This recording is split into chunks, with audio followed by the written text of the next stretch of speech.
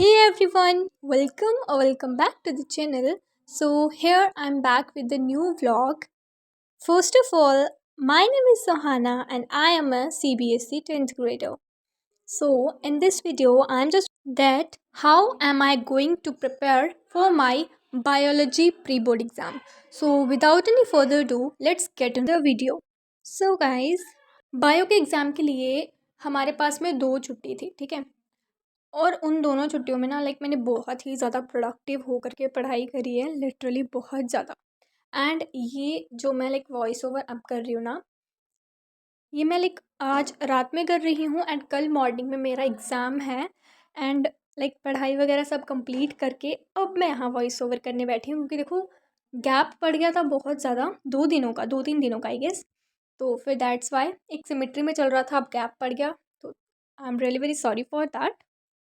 But अब से I try कि एक दिन के अंदर अंदर एक दिन के बाद डायरेक्ट आपको वीडियो देखने को मिले। मैक्सिमम अगर बाय मिस्टेक हो सके तो 2 दिन पड़ जाएंगे, वरना आपको साथ साथ में वीडियो मिलती चलेगी। Okay and yes, thank you very very much for completing 100 subscribers and now I want to hit 500 subscribers as soon as possible.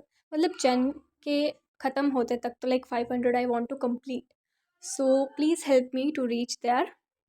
So yes, okay, coming back to our vlog. So I had started with revising all my notes, जो कि मतलब मैंने notes बना रखे थे सारे के सारे चैप्टर्स के।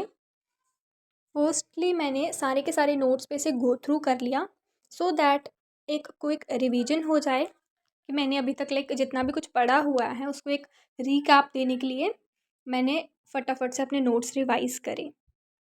अब देखो कुछ चैप्टर्स यहाँ पे थे जो कि मैंने बहुत सिंपल लैंग्वेज में लिखे हुए थे, एंड कुछ ऐसे थे जो कि मेरे को खुद को ही डिफ़िकल्ट लग रहे थे पढ़ाई करते समय, रीडिंग करते समय।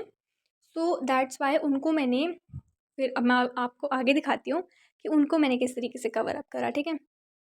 सो यहाँ पे मैं पूरा कम्प्लीटली अपना जो भी सिलेबस था बायो का, मैंने उसको पूरा का पूरा आई डिड लॉट मच और सारा का सारा रिवाइज़ करा। ओके, और ऐसा नहीं है कि मैं एक बार ही बैठी और फिर बस पढ़ती ही गई, ऐसा नहीं है।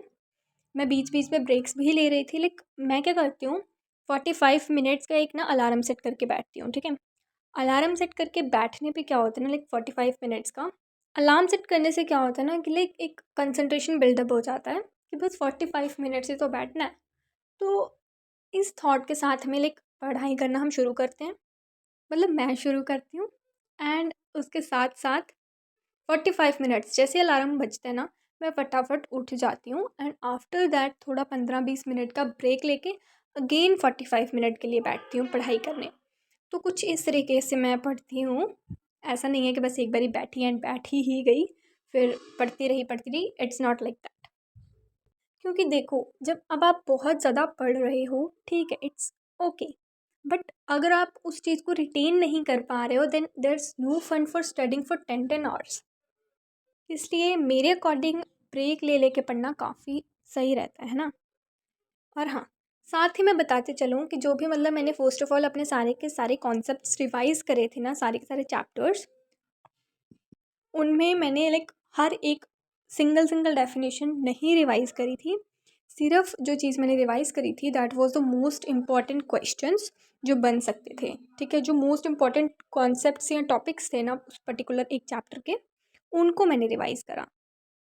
और मोस्ट इम्पॉर्टेंट वाले जो क्वेश्चंस थे उनको हैड सर्च्ड, मैंने यूट्यूब पे ही उनको सर्च करा था and I got a video. तुम लोग मुझे बताना कि क्या तुम्हें वो वाली वीडियो चाहिए जिसमें से मैंने सारे के सारे क्वेश्चंस जो मतलब मोस्ट इंपॉर्टेंट क्वेश्चन थे जहाँ से मैंने उनको निकाला था। अगर तुम्हें वो वीडियो चाहिए तो जस्ट कमेंट सेक्शन में मेरे को बता देना। एंड गाइस, अगर अभी तक आप लोग वीडियो पे रुके हुए हो तो I am really really very thankful for you. Thank you all for staying till now. Okay, so let's get back to the video. So yes, after that सारे के सारे नोट्स को रिवाइज़ कर लेने के बाद में, नोट्स कौन से जो मैंने खुद से बना रखे थे, ठीक है, उनको फर्स्ट ऑफ ऑल मैंने सारा का सारा रिवाइज़ करा and after that I had started with 1 o'clock revision वाली बुक। इसमें से मैंने सारे के सारे चैप्टर्स बिल्कुल भी नहीं रिवाइज़ किए।